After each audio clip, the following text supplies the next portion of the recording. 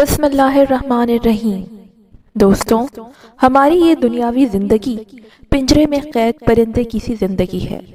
اس دنیاوی زندگی کی قید سے آزادی کے بعد انسان کو کائنات کی بندشیں روک نہیں پاتی، اور وہ اپنے نیک اعمال کی بدولت ایسی آزادی پا لیتا ہے کہ وہ آسمانوں کی وسعتوں میں اڑتا پھرتا ہے۔ موت ہمیں حقیقی زندگی تک پہنچانے کا ذریعہ ہے۔ موت ہمیشہ قائم رہنے والی نعمتوں کا دروازہ ہے۔ موت خالق کائنات اور اس کے محبوب نبی اکرم صلی اللہ علیہ وآلہ وسلم سے ملاقات کا ذریعہ ہے۔ موت سے قبل ہماری روح جسم میں قید ہوتی ہے، اور موت کے ذریعے وہ اس قید سے آزاد ہو جاتی ہے اور نیک اعمال کی صورت میں عالم ارواح میں علیین کی خوبصورت زندگی میں رہنا شروع کر دیتی ہے، جہاں زمان و مکان کی کوئی قید نہیں۔ حدیث مبارک میں ہے کہ جب کوئی نیک آدمی وفات پا جاتا ہے تو فرشتے نیک انسان کی روح کو عالم ارواح میں مومنین کی روحوں کے پاس لاتے ہیں، تو وہ اس کی آمد سے ایسی مسرت محسوس کرتی ہے جیسے تمہیں اپنے کسی بچھڑے ہوئے شخص کی ملاقات سے بھی نہیں ہوتی۔ پھر وہ ارواح اس سے دنیا کے حالات پوچھتی ہیں کہ ہمارے بعد فلاں نے کیا کیا اور فلاں نے کیا کیا۔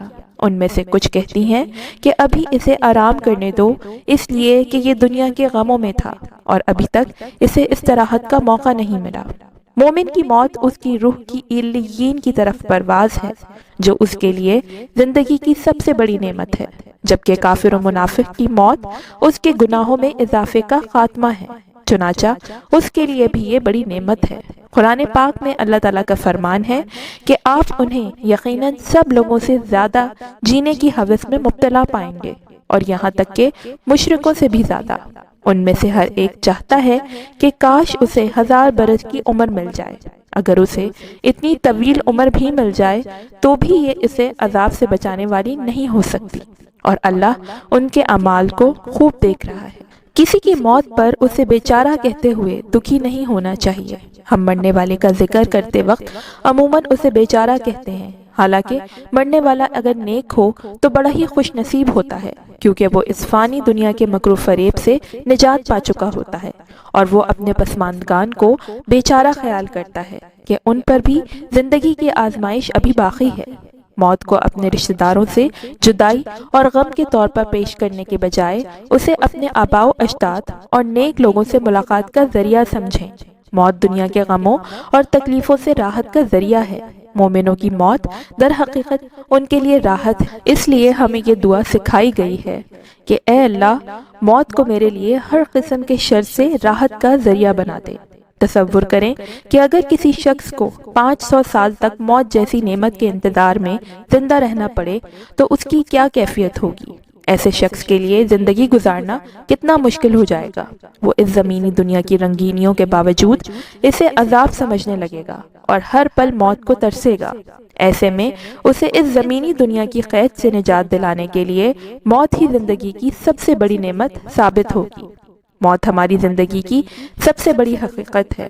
ہزاروں سالوں سے لوگ اس زمینی دنیا میں پیدا ہو رہے ہیں اور اپنی زندگی کی طے شدہ عمر پوری کرنے کے بعد واپس چلے جاتے ہیں۔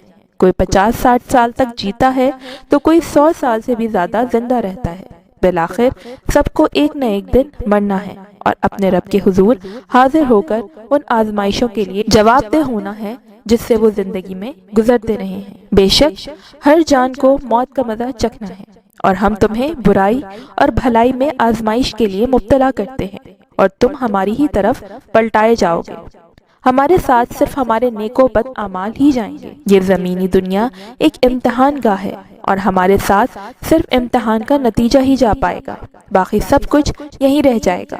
خواہ ہم ہزاروں سال زندہ رہ لیں، پھر بھی ایک دن ہمیں مرنا ہوگا، اور اس زندگی کے خاتمے کے بعد ہمارا مال و دولت ہمارے کسی کام نہیں آ سکے گا۔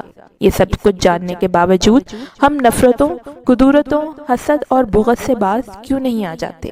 چند روزہ زندگی پیار، محبت، اخلاق، احساس، خلوص اور ہمدردی کے ساتھ کیوں نہیں گزارتے؟ ہمیں روزانہ اللہ رب العزت سے یوں دعا گو رہنا چاہیے کہ اے میرے پروردگار، میرے آخری وقت کو میری عمر کا بہترین حصہ بنا دے۔ اے میرے پروردگار، میرے آخری اعمال کو بہترین بنا دے۔ اے میرے پروردگار، وہ میری زندگی کے دنوں میں سب سے اچھا اور بہترین دن ہو جس دن میں تجھ سے ملاقات کروں۔ آمین۔